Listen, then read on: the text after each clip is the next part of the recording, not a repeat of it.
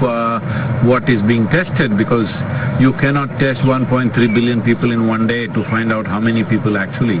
So these numbers are more maybe a little bit of a guidance for the administration, but I think it is time to shift to a place where educating people, I mean, it's already been done, but I'm saying more stringently, because anything that you need to communicate in our country, you have to do it in 24 languages, so it is very hard. How to handle this, what level of symptoms, how to handle it, if you're asymptomatic, how to be. It is not necessary we should go on testing, because testing is irrelevant. Almost everybody has it all right now. Already it's going there. If it is not there, it will get there in the next few weeks, because this is not something you can contain like that. You can only see how to boost your immunity, increase your lung capacity, what is the sensible things, what are the sensible things to do. And the few things that you mentioned, of panic, frustration, fear, anger, none of these things are going to help us. Because this is not a time for grandstanding each other. This is not a time to point fingers at each other. This is a time to stand up. Not even as one nation, as one humanity, we need to stand up, because right now I'm here in the United States. Well, everything seems to be normal, all the traffic is normal, commerce is going on, industry is going on, everything is going on.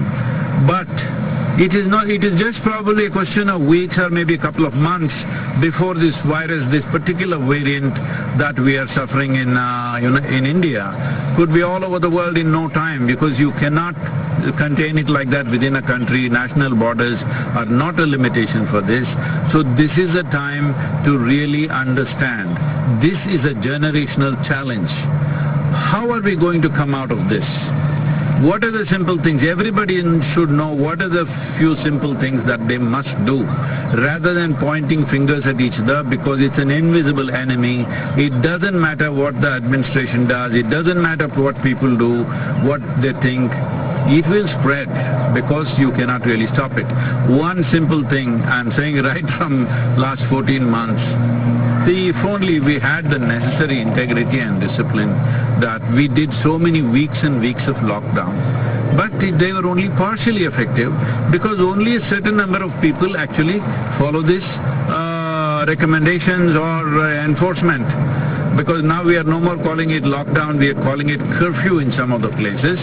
So curfew means it has to be forcefully enforced. However much you enforce, it's not going to be absolute unless every one of us gets it.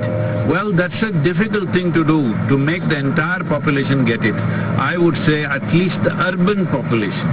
If you make the entire urban population in India to understand, 14 days, if you do not come in touch with any human being, if you just stay only with those one or two people who are not infected in your family or whatever, do not come in contact with anybody for 14 days, you would definitely drop it down.